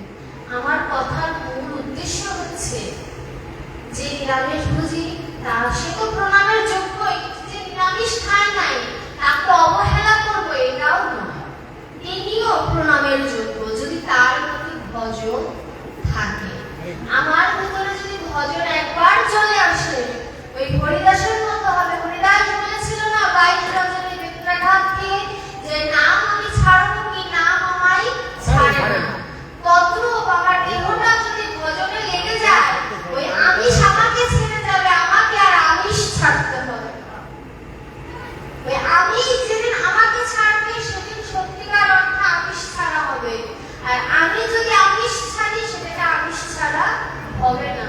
কারণ আমি যদি নিরামিষ খেয়েও যদি আমার চোখ ঠিক না থাকে, নিরামিষ খেলাম। সুতরাং সর্বপ্রথম কাজ থাকবে সত্য কথা বলা, দেহটাকে পবিত্র রাখা, সুন্দর রাখা। ভগবানের জন্য শাস্তি হবে, এই তিলকটা ধারণ করতে হবে। এই তিলকের মধ্যে বিশাল একটি মাহাত্ম্য, তাদের সঙ্গে তিলক ধারণ করতে হবে, ভগবানকে স্মরণ করতে হবে। ভগবান যদি কৃপা করে তবে ভজনের পথে অগ্রসর হওয়া সম্ভব। এবার এগুলো তো জানলাম, এবার আমার যদি বলে যে আমার তো যা যাওয়ার চলেই গেছে, আমার একটি সন্তান আছে, তাকে আমি কৃষ্ণ পথে চালিত করবো কি করে, বা তাকে কি এখনই কৃষ্ণ পথে দেওয়ার প্রয়োজন আছে না ভবিষ্যতে দেব? শাস্ত্রে বলবো না, পদকর্তা বললেন, বলরাম দাসের কবিতায় বললেন, সপ্তম মাসে যবে জননী যঠনে, যখন কেঁদে কেঁদে বলেছিলাম প্রভু মুক্তি দাও বলে, ভবে গিয়ে জনম নিয়ে ভজিব তোয়ারে। কথা দিলাম 32টি নারী পিছিয়ে ছিল আমাদের, গোবিন্দ মুক্তি দিলেন। এবার প্রথম সময়কালে স্তনপান কুতূহলে অজ্ঞানে আছিল মতিহীন, তবে তো বালক সঙ্গে খেলাই নানা রঙ্গে। প্রথম সময়কালটা মায়ের দুগ্ধ পান করে ছেলেটিপনা করে কেটে গেল। দ্বিতীয় সময়কালে বিকার ইন্দ্রিয় জালে পাপ পুণ্যের কিছু নাই ভয়, ভোগ বিলাস নারী এসব কৌতুক করি। দ্বিতীয় সময়কাল যৌবন চলে এলো, ভোগ বিলাসের মত্ত হয়ে রইলাম, নারীর প্রতি আসক্ত হয়ে গেলাম, পুরুষ নারীর প্রতি, নারী পুরুষের প্রতি আকৃষ্ট হয়ে মায়ায় আবদ্ধ হয়ে গেলাম। তৃতীয় সময়কালে বন্ধন এসে হাতে গলে, পুত্র পবিত্র গৃহবাস আশা বাড়ে দিনে দিনে, দেখ নাকি ভয় মনে। বিয়ে হলো, সন্তান হলো, এবার সন্তানদের বিয়ে দিলাম। সন্তানদের বিয়ে দেওয়ার পরে নাতি পুতি আসার পর ভগবানের কাছে বলি, গোবিন্দ আর কিছুদিন বাঁচিয়ে রেখো, নাতির বিয়েটা যেন দেখতে পাই। মনের বাসনা আর শেষ হয় না। চতুর্থ সময় এলো যদি, শ্রবণে না শুনি অতিশয় লোলচর্ম শুভ্রকেশ। লোলচর্ম অর্থাৎ কি চামড়া ঢিলে হয়ে গেছে, শুভ্রকেশ চুল সাদা হয়ে গেছে, কোটরে নয়ন চোখ গর্তে চলে গেছে। আগে তাদের ভজনায় এখন কি করবে ভাই? বলরাম দাস কয় রাখো মহাশয়। বলরাম দাস পদকর্তা বলছেন, এবার রাখো, আর কত? এবার কেঁদে কেঁদে বলি যে ভবে জন্ম নিলাম প্রভু, তোমার ভজন তো আমার হলো না। তখন গোবিন্দ আশ্বাস বাণী দিলেন, যা যাওয়ার গেছে চলে, খেদ করিস না আর তা বলে। তাহলে যে শিশুটি ছোট রয়েছে তাকে যদি আপনি গীতা দেন, সে যদি গীতার ভারটা বহন করতে পারে, বৃদ্ধ বয়সে আপনার ভারও সে বহন করতে পারবে। আর সে যদি গীতার ভার বহন করতে না পারে, বৃদ্ধ বয়স আপনার যেন ওই বৃদ্ধাশ্রমই হবে। যেমন করবেন তেমনই তো পাবেন। কর্মফল কোনদিন ভগবান ভোগ করতে হবে না, এই কথা কোনদিন বলে না। গঙ্গা স্নান করে পাপ চলে যায়, গঙ্গার পেটের পুত্র ভীষ্ম পাপ থেকে রক্ষা পাননি। কেন পাননি? ওই যে দ্রৌপদীর বস্ত্রহরণ দর্শন করেছিলেন, তাই তার মৃত্যুতেও তিনি সংকোচ বোধ প্রকাশ করেছিলেন। গঙ্গা স্নান করলে পাপ দূর হয় কিনা জানি না, কিন্তু গঙ্গা স্নান করলে গঙ্গার যদি কোনো পাপ থাকে তা দূর হয়ে যায়, কারণ তিনি বৈষ্ণবের চরণ ধুলি পায়। কারণ তিনি বলেছেন যে কোনো অভক্তের গায়ে যদি ভক্তের চরণ ধুলি লাগে, সেই পাপী পুষ্প রথে চড়ে বৈকুণ্ঠে যায়। শাস্ত্রের কথা।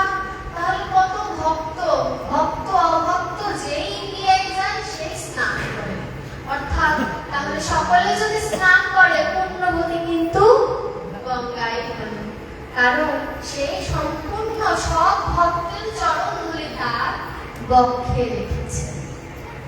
এর জন্য গঙ্গা স্নান করে, তীর্থ স্নান করলে যে পুণ্য হয়, গণেশ ঠাকুর পার্বতী আর শিব ঠাকুরকে 7 বার প্রদক্ষিণ করে বলেছিল না, আমার বিশ্ব 7 বার প্রদক্ষিণ হয়ে গেছে।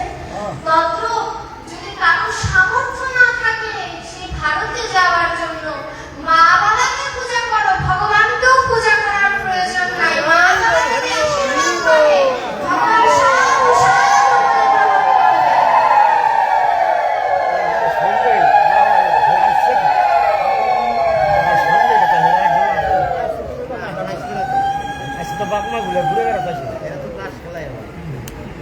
ভগবান ব্রিজের ধরনের ভগবান শ্রীকৃষ্ণ ভাগবতের একটি লীলার কিছু অংশ দেখুন। ভগবান শ্রীকৃষ্ণ যখন গোঠো খেলায় মত্ত ছিলেন, গোঠো খেলায় মত্ত থাকাকালীন তিনি অনেক অঘাসুরকে হত্যা তা করেছেন, তাই না? গোঠো খেলায় মত্ত থাকাকালে দুটি পক্ষ হতো, একটি হচ্ছে বলরামের পক্ষ, একটি ভগবান শ্রীকৃষ্ণের পক্ষ। তারা খেলায় মত্ত থাকতেন। প্রতিবার খেলায় ভগবান শ্রীকৃষ্ণ হেরে যেতেন। ভগবান শ্রীকৃষ্ণের দলে ছিল সুবল সখা। হেরে গেলে শর্ত ছিল জয়ী যারা তাদের কাঁধে নিতে হবে, এই ছিল তাদের শর্ত। ভগবান শ্রীকৃষ্ণ তো চতুর্চূড়ামণি, তিনি ইচ্ছা করে হেরে যেতেন যাতে ভগবান ভক্তের চরণ তার পক্ষে নিতে পারে। সুবল একদিন ভগবান শ্রীকৃষ্ণকে বলছে যে কানাই, তোর দলে আর থাকবো না। কেন ভাই? তোর দলে থাকলে যে হারতে হয়। সুবলকে বলল, ঠিক আছে, আমি একাই খেলবো, তুইও দাদার দলে চলে যা। কানাই প্রতিবারের মতো হেরে গেলেন। তো ভাগে সুবলকে তিনি এবার আজ কাঁধে নিলেন। ভগবান প্রতিজ্ঞা করেছিলেন প্রতি যুগে আসবেন আর যে ভক্তদের চরণ তিনি এই হৃদয়ে স্থাপন করবেন, হৃদয়ে ধরবেন, হৃদয়ে ধরে তিনি সুখ আস্বাদন করবেন। তখন সুবলের যখন কাঁধে নিয়েছে, সুবল একটু মোটা, সুবলকে কাঁধে নিয়ে নাচছে আর পা দুটো জড়িয়ে ধরে রেখেছে। এবার জড়িয়ে যখন ধরেছে, ভগবান শ্রীকৃষ্ণ নয়নের জলে ভক্তের চরণ ধুইয়ে দিচ্ছে। পাশে পদকর্তা দর্শন করে বললেন, জোরে জি, তুমি দেখে নাও, তুমি ভগবানকে ডেকে কতবার কেঁদেছ বলো, দেখে যাও ভগবান শ্রীকৃষ্ণ ভক্তকে কত ভালোবাসে। সে কত ভালোবেসে ভক্তের চরণ নিজের অঙ্গে ধরে রেখে কেঁদে বলছে, আহারে আমার ভক্ত, এই চরণ ধরে কত সুখ, জন্মে জন্মে যদি ভক্তের চরণ এভাবে ধরে রাখতে পারতাম। ভগবান হয়ে তার ঐশ্বর্য কোথায় গেল? তিনি নিজে ভগবান হয়ে ভক্তের চরণ ধরে কেঁদে কেঁদে বলছে, যার ভক্ত ভগবান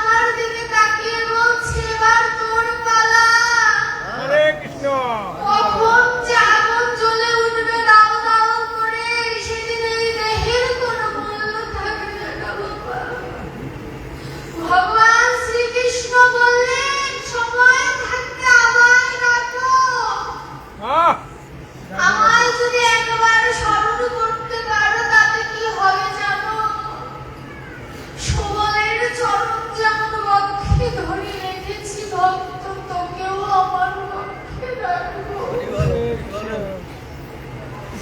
তোকেও আমার এই বক্ষে জায়গা দেব, জানিস আমার এই বক্ষে তোর জন্য আসনে পেতে রেখেছি ভক্ত।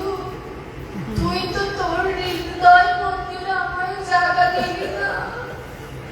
একবার এই ভগবানের কাছে যে দেখুন, ভগবান তার হৃদয় মন্দিরে ভক্তের জন্য জায়গা করে রেখেছে। ভগবান বলছে, ভক্ত তোকে আমি পূজা দিব, তুই একবার আমার হৃদয়ে আয়। জগৎবাসী বলছে, দেখে যা অভিনব তত্ত্ব ভাগবত দিয়ে গেল। এতদিন শুনেছি ভগবান আসে, ভগবান ভক্তের জন্য ডাকে, লীলা করার জন্য অভিনব তত্ত্ব ভগবান ভক্তের জন্য কাটে বাবা। ভগবান বলছে যে তোর ক্ষমতা নেই আমায় কেটে রাখবি, দেখ আমি তোর জন্য এসেছি। হরে কৃষ্ণ।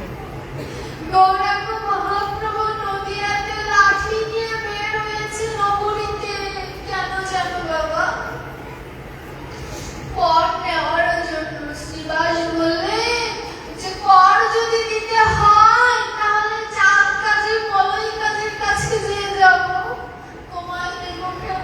গৌর বরণী বলেছিল, বাবা আমি এই জগতের কর নিতে আসি, আমি যে পারের করি পারের করি তো সঞ্চয় করে রাখা হলো না। 16 আনা নিয়ে এসেছিলাম, দিতে দিতে দেখি 1 আনার অবশিষ্ট নাই বাবা, কি দিয়ে পাঠাবো? ইহ জগতের মাঝিকে যদি ফিরি ফিরি পার করে দিতে বলি সে দেবে না। আমার ভগবান কি তাই দেয়? ভগবান বললেন পারের করি লাগবে না, কোন এক শুদ্ধ ভক্তের চরণ ধরে মাথায় যদি ধারণ করতে পারো আমি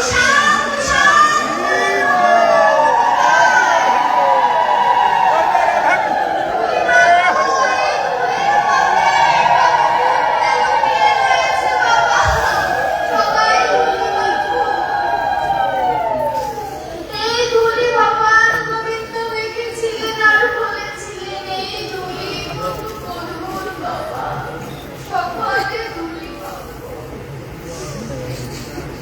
হরি বল, এটাই বল। ভগবান শ্রীকৃষ্ণের কাছে নিবেদন, যে সব ভক্ত এসেছে আজ ধুলি মাখছে, প্রভু তুমি তাদের মনোবাসনা পূর্ণ করো। তাদের তো একটিই জ্বালা, তারা সকলে তোমায় চায়। তুমি সকলকে চরণে আশ্রয় দিও আর আমাকে কৃপা করাও, আমি যেন এই ভক্তের চরণ আশ্রয় করতে পারি। হরে কৃষ্ণ। সকলের চরণ ধুলি আমায় দান করুন।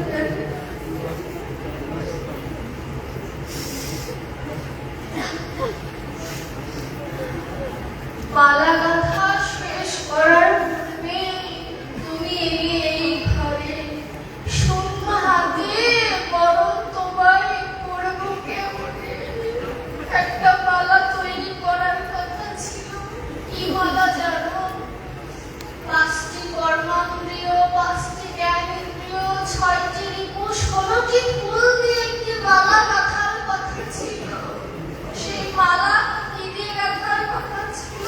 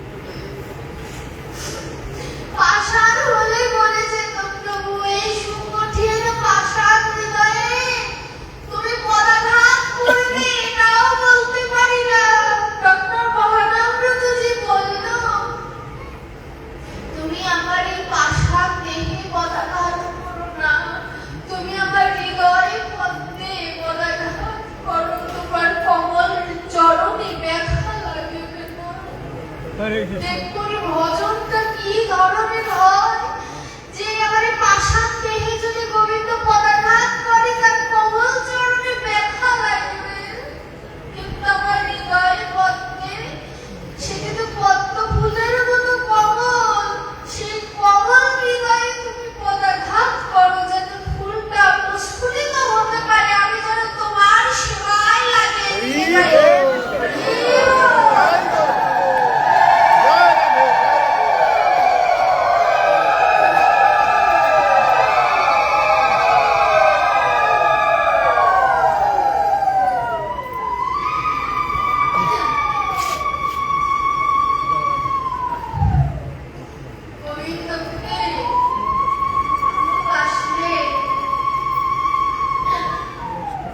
গোবিন্দ তাকে ক্ষণিকের কষ্ট দিতে পারে, কিন্তু শেষ মুহূর্তে গোবিন্দ তাকে ভালোই বাসে, কারণ গোবিন্দ পরীক্ষা করে নেয় যে ভক্ত আমার কাছে যে এসেছে আর কোনোদিন সংসারমুখী হবে না তো।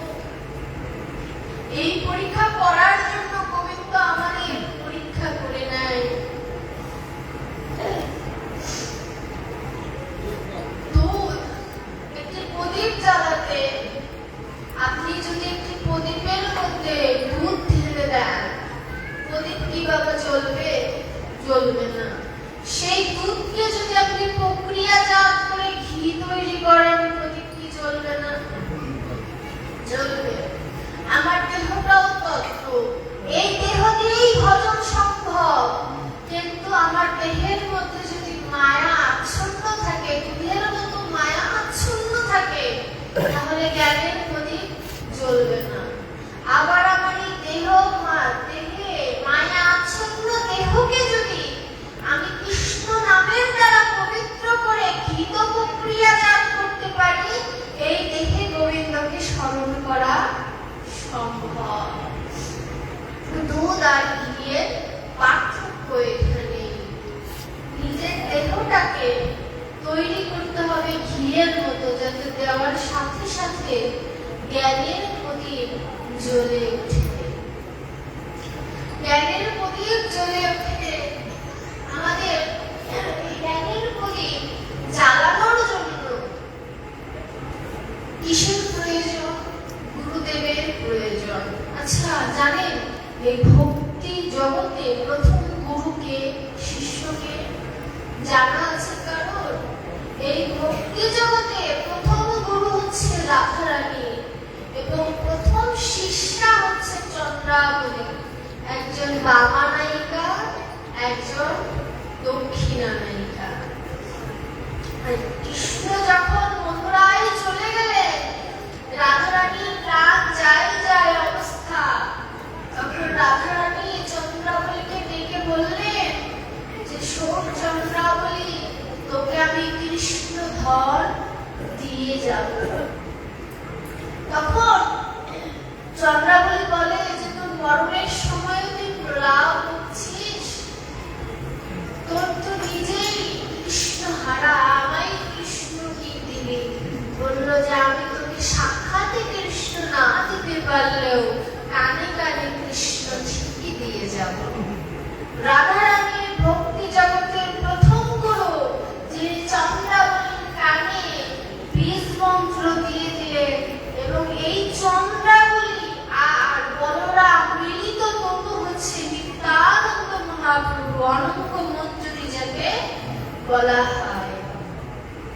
না হলে তো রাস আস্বাদন করতে পারবে না। রাসের মধ্যে সখী ভাব থাকা প্রয়োজন। আর নিত্যানন্দ দাদা তো দাদা। এই আমাদের এখানের মধ্যে কিন্তু পঞ্চতত্ত্ব আছে। জগৎবন্ধু সুন্দর বললেন শ্রীখোল অদ্বৈত করতাল নিত্যানন্দ, ভক্তি শ্রীবাস প্রেম গদাধর, আর যে নাম সেই গৌরচন্দ্র।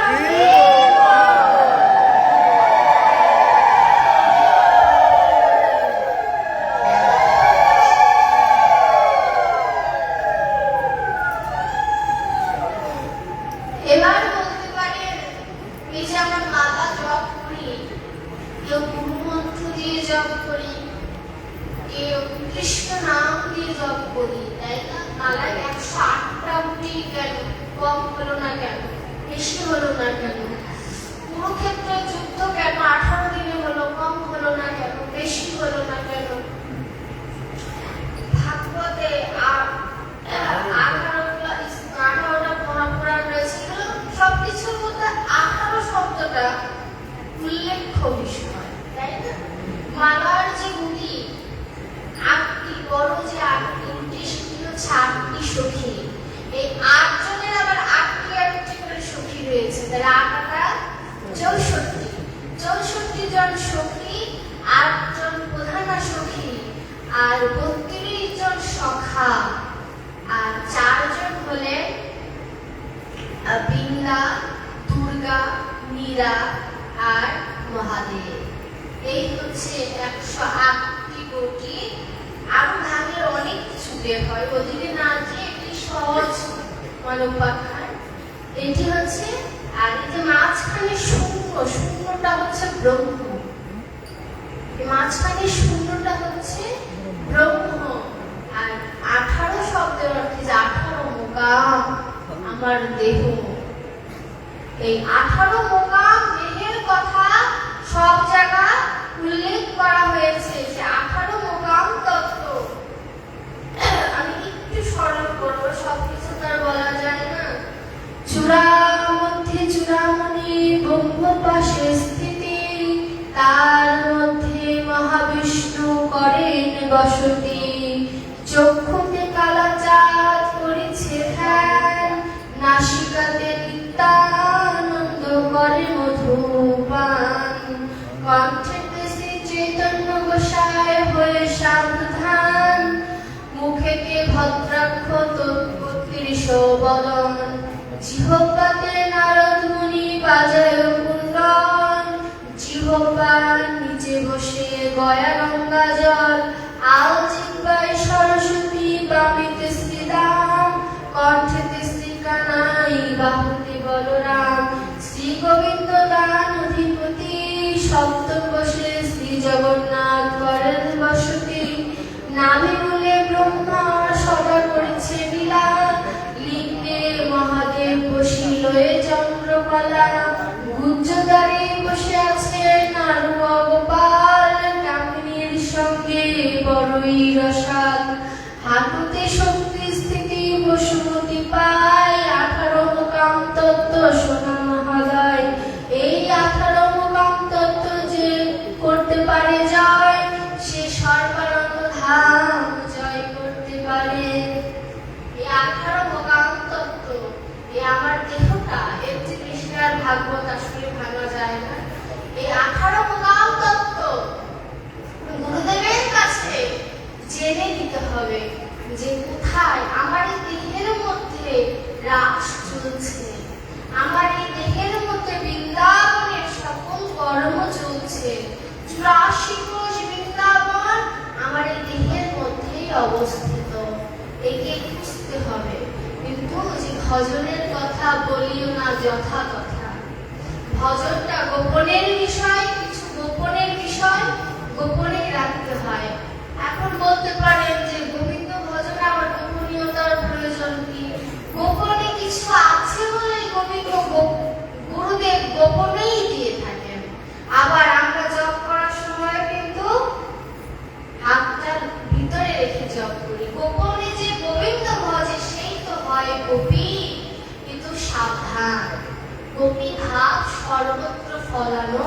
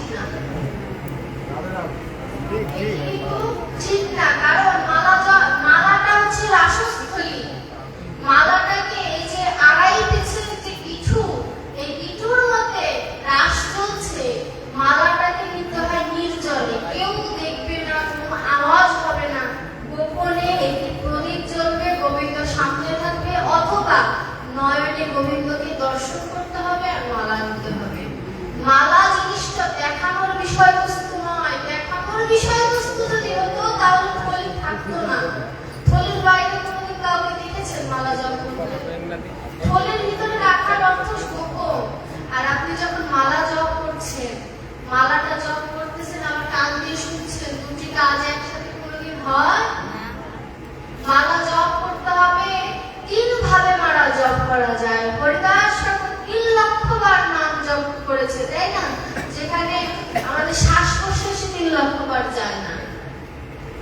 1 লক্ষ বার উচ্চ স্বরে, 1 লক্ষ বার ধীরে, আর 1 লক্ষ বার চিৎকার করবে না, এমন ভাবে জপ করেছে, যা একমাত্র ভক্তের দ্বারাই সম্ভব। কোন মন্ত্র জপ করেছেন গুরুদেবের কাছে শুনে নেবেন, কিন্তু 3 লক্ষ বারই জপ করেছে, সেটা কৃষ্ণ নামই হোক আর অন্য কিছুই হোক, কিন্তু 3 লক্ষ বারই জপ করেছে, 3 ভাবে জপ করেছে। সাধারণ মানুষ যদি 1 লক্ষ বার জপ করতে যায়, যে কোনো শব্দ পারবে, গলা দিতে যাবে না, মাইক থাকা সত্ত্বেও গলা ঠিক থাকে না। এর জন্য সাধু সাবধান, ফের হয়ে অবধান। এর জন্য মালাটা ঘরে নিরজনে করাটাই উত্তম। কেউ মনে ব্যথা নেবেন না, আমি দেখিও নি কেউ মালা নিয়ে এসেছে কিনা, আমি খেয়ালও করিনি, একমাত্র সাধু বাবা সুন্দর করে রেখেছেন, কিন্তু মালাটা নিরজনে বসে নেওয়াটাই উত্তম। আর ভজনটা দেখাতে নেই, ভজনটাকে ভিতরে রাখতে হয়। যত চন্ডিদাস বলেছে, গোপন প্রীতি গোপনে রাখিও, তবে তো থাকিবে সুখে। প্রীতি প্রীতি সবাই বলে, এই প্রীতি কাহাকে বলে? এই প্রীতি গোপন প্রীতিটা গোপনেই, যত গোপনে রেখে ধ্যান করতে পারবে, ওই ধ্যানের বস্তু তত কাছে আসবে। এই জন্য বলেছে গোবিন্দকে স্মরণ করতে হবে। এই যে আমরা ভাগবত, যার কথা না বললেই নয়, পরীক্ষিত মহারাজ, পরীক্ষিত মহারাজ না, পরীক্ষিত মহারাজ যিনি আমাদেরকে এই ভাগবত দিয়েছেন, পরীক্ষিত মহারাজ আমাদের পক্ষ থেকে ভগবানকে প্রশ্ন করেছিলেন। প্রথম প্রশ্ন ছিল যে আমার মৃত্যু, আপনারা সকলেই জানেন 7 দিনে তিনি অভিশপ্ত হয়েছিলেন, সেই দিকে না যাই, এই দিকে আসি। 7 দিন পরে আমার মৃত্যু অবধারিত, 7 দিন অন্তে। অনেকে বলে 7 দিন পরে, কেউ বলে 7 দিনের মধ্যে। শাস্ত্রে লেখা আছে 7 দিন অন্তে মৃত্যু হয়েছিল। তো পরীক্ষিত মহারাজ সুখদেব গোস্বামীকে বলেছেন যে একদিন যাচ্ছে, আর মাত্র 6 দিন রয়েছে, আমি কি করব, আমার করণীয় কি, আমায় বলে দাও। সুখদেব গোস্বামী হাতে তালি দিয়ে বলেছিলেন যে তোমার অর্জুনের থেকেও তোমার প্রশ্ন উত্তম। অর্জুন জিজ্ঞেস করেছিল এই যুদ্ধক্ষেত্রে আমার কি করা প্রয়োজন, আর তুমি প্রশ্ন করেছো মৃত্যুকালে আমার কি করা প্রয়োজন। পরীক্ষিত মহারাজের এই কথা শুনে সুখদেব গোস্বামী 3টি কথা বললেন। প্রথম কথা, গোবিন্দকে ডাকো, তারপরে গোবিন্দকে স্মরণ করো। গোবিন্দকে যদি স্মরণ করো, অনাসক্তির অস্ত্র দিয়ে আসক্তিকে ছেদ করো, আর আসক্তি যদি একবার ছেদ হয়, আ কৃষ্ণ তোমার হলাম বলে ভগবানের চরণে নিজেকে লুটিয়ে দাও।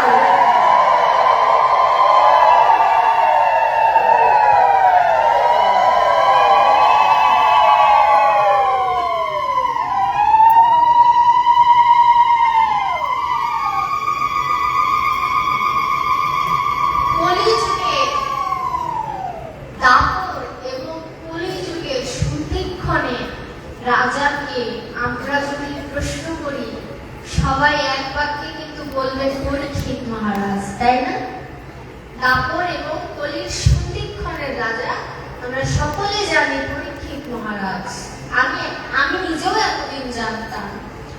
শ্রদ্ধেয় ইন্ডিয়া কীর্তনিয়া সুমন ভট্টাচার্য, যিনি কীর্তন জগতের উস্তাদ, তিনি তার একটি ভিডিওতে দেখলাম, তিনি একটা শাস্ত্রে এভিডেন্স সহ বলেছে যে দাপর এবং কলির সন্ধিক্ষণের রাজা হচ্ছে যুধিষ্ঠির।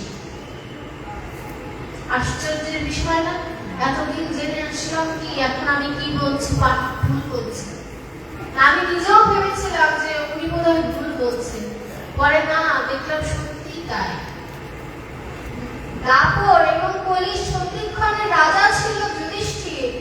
অগ্রহায়ণের শুক্লপক্ষে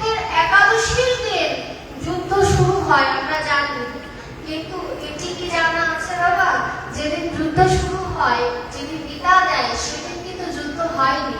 পরের দিন দেওয়াদশী ছিল, দেওয়াদশীর দিনও কিন্তু যুদ্ধ হয়নি। শুক্ল পক্ষের 3 দিন আর কৃষ্ণ পক্ষের 15 দিন, এই হলো 18 দিন কিন্তু যুদ্ধ হয়েছে। আর যে একাদশী আর দেওয়াদশী দুদিন যদি যোগ করি তাহলে কিন্তু 20 দিন হবে। প্রশ্ন হতে পারে যে যুদ্ধের সন্ধিক্ষণে যেহেতু গীতা দান করা হয়েছে, শুধু অর্জুনই শুনেছে আর কেউ পাশে ছিল না, কেউ শোনেনি? ভাগবত বলছে শুনবে কি করে, মায়া তাদের কান বন্ধ করে রেখেছিল।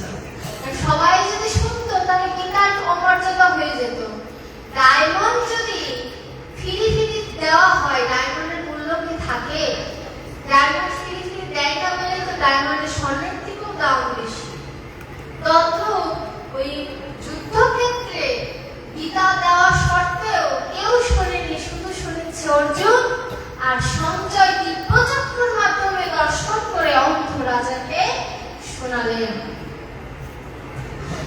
পৌষ মাসের পূর্ণিমায় যুধিষ্ঠির রাজা হয় আর মাঘ মাসে কলির জন্ম হয়। 3 মাস মতো রাজত্ব করেছিলেন, অর্থাৎ যে মাঘী পূর্ণিমার দিন কিন্তু কলির জন্ম হয়েছে। আপনারা বই পুস্তক পড়ে দেখবেন যে মাঘী পূর্ণিমার দিন কলির জন্ম হয়েছে। তাই কলি হত জীবকে উদ্ধার করবে বলে যখন ওর যুধিষ্ঠির নিজ দায়িত্ব পরীক্ষিতকে দিয়ে চলে গেলেন স্বর্গের উদ্দেশ্যে, যখন যাত্রা করলেন তখন পরীক্ষিত মহারাজকে তার দায়িত্ব বুঝিয়ে দিলেন। তারপর থেকে ধীরে ধীরে পরীক্ষিত মহারাজ বনে গেল, আমরা সকলেই জানি। মরা স্বর্গকে চিয়ে দিল, অভিশাপ দিল। সেখান থেকে ধীরে ধীরে ভাগবতের জায়গায় গিয়ে সুখদেব গোস্বামীকে গুরুদেবে বরণ করলেন। তারপরে তিনি ভাগবত 7 দিন ব্যাপী শ্রবণ করলেন। এখন কয়টা বাজে?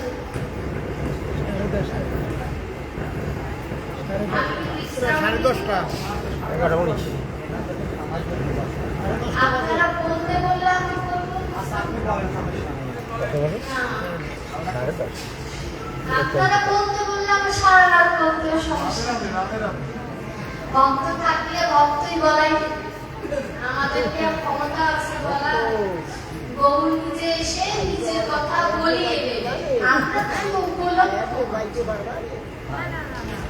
ভগবান শ্রীকৃষ্ণ পরীক্ষিত মহারাজকে দিয়ে জীবকে জানালেন যে তোমার মৃত্যুকাল যদি ঘনিয়ে আসে তুমি অন্য কোনো দিকে তাকিও না, তুমি ভাগবতকে অবলম্বন করো। ভাগবত যদি অন্তর থেকে স্মরণ করতে পারো তাহলে একদিন না একদিন গোবিন্দের কৃপা অবশ্যই হবে। ভগবান তার ভক্তকে এত ভালোবাসে। মায়েরা যারা উঠে যাওয়া নীরবে উঠে যাবে, পাশের ভক্তকে ব্যাঘাত ঘটাবেন না। এই মন্দিরে এসে পরিসভায় এসে ব্যাঘাত ঘটালে কিন্তু মহা মহা পাপ হয়। এখন অনেকেরই পায়ের ব্যথা শুরু হয়েছে, অনেক ভক্তরা চলে যাচ্ছে এর জন্য। যাক, আমি আর বেশি সময় নেব না। আমি আধা ঘন্টার মধ্যে বা 10 মিনিটের ভগবান, যেহেতু আমি শেষের পর্যায়ে এসেছি, ভগবানের কাছে আমাদের আত্মনিবেদনটা কি হওয়া উচিত এই বিষয়ে আমি কিছুটা আলোচনা করবো।